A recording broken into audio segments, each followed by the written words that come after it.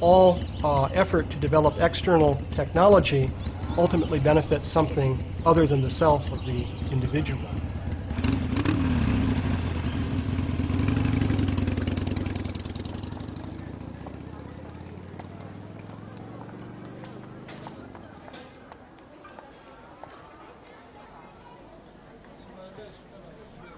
In the Far East today, people seem to embrace technology, but this has not always been the case.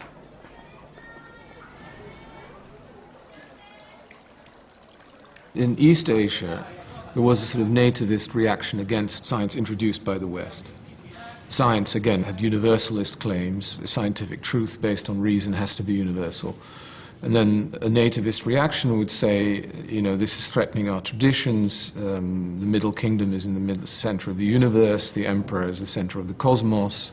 All these new ideas coming in with Copernicus and so on, upsetting the established order. Another reaction is to say, well, we're backward economically and otherwise. The Western world is clearly superior in military might and threatening to dominate us.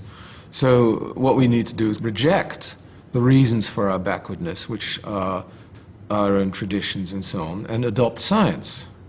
And science became almost a new religion. The two slogans were Mr. Science and Mr. Democracy. Technology has boomed in the East since then, especially in Japan, which is probably the most technophiliac nation in the world. This enthusiasm seems to be rooted in some particular elements of the Buddhist and Shintoist tradition. There is a strong basis in Christianity and also in Western humanism of this idea that the human has a unique soul. A rock doesn't have a soul, a human does, and that man is made in the image of God and so on. Whereas in a more animist tradition, like the Japanese one, many things can have soul, and many things can be sacred, including rocks and other inanimate objects. So there is less of a transgression, perhaps, for them in the idea that a machine can be brought to life.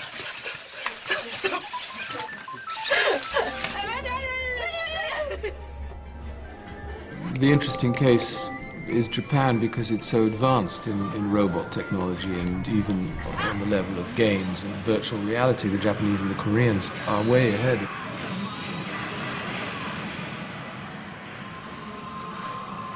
In our attitude toward everything surrounding us, we are tended to find a living spirit, not only in human beings, animals, but also everything under the sun.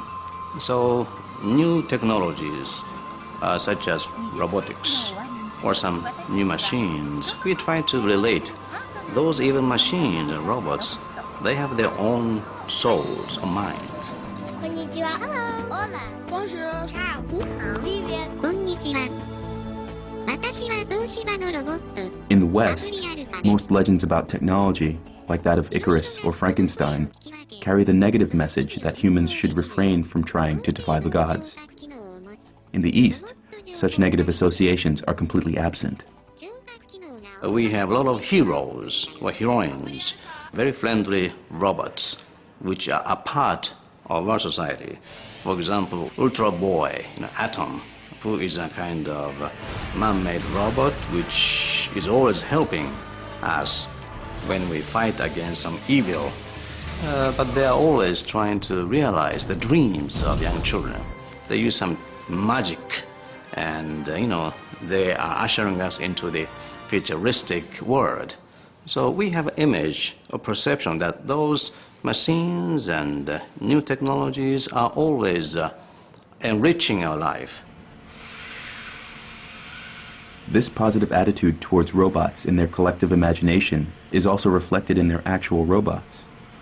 While Western robots are basically built for military and industrial purposes, Eastern robots are often made for providing pleasure and care.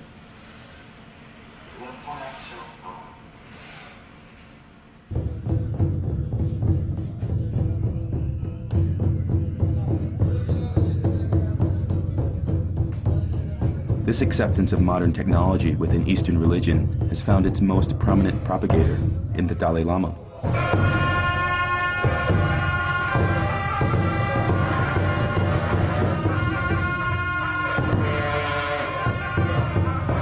From an early age on, the Dalai Lama has shown great interest in science. He has collaborated in several brain research projects. He claims that he would give up his religious beliefs as soon as they would contradict scientific evidence, and even the prospect of a transhuman future doesn't pose a problem for him.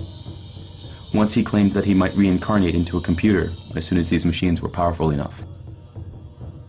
Now, further development of the technology, and eventually a new type of human being, say, due to these machines, something, then welcome, no problem.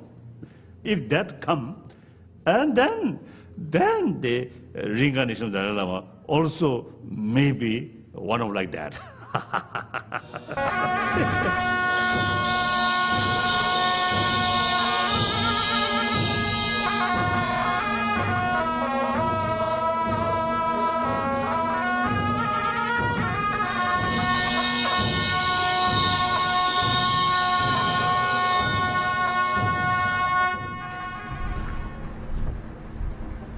A religion in which science has played an important role from its very origins is Islam.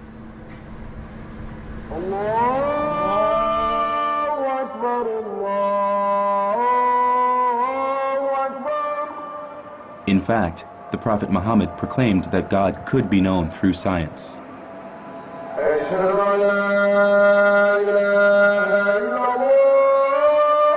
Islam emphasized the fact that we can know God. Christianity in the past has emphasized on the mystery of God. God is a mystery. Yes, of course, there are mysterious aspects of God that we cannot know. But still, Islam emphasized the fact that we can know God. First of all, by studying Revelation, which means by studying the Quran. That is one way. But Muslims also believe, based on the Quran itself, that through knowledge of the universe, we can know God. Because God manifests himself in the universe. God gives many, many signs. In the Quran, more than 750 out of the 6,000 verses are dealing with nature and the urge to study nature through science. This encouragement gave rise to an unprecedented flourishing of knowledge in the centuries after the Prophet. Between 800 and 1500, when Europe retreated into itself and its religion, the Islamic world was the Mecca of science and wisdom. 1,000 years ago, algebra was developed in Baghdad. Hospitals are a Muslim invention. They even had functioning robots, automated puppets that could play music, show the time, or even pour wine.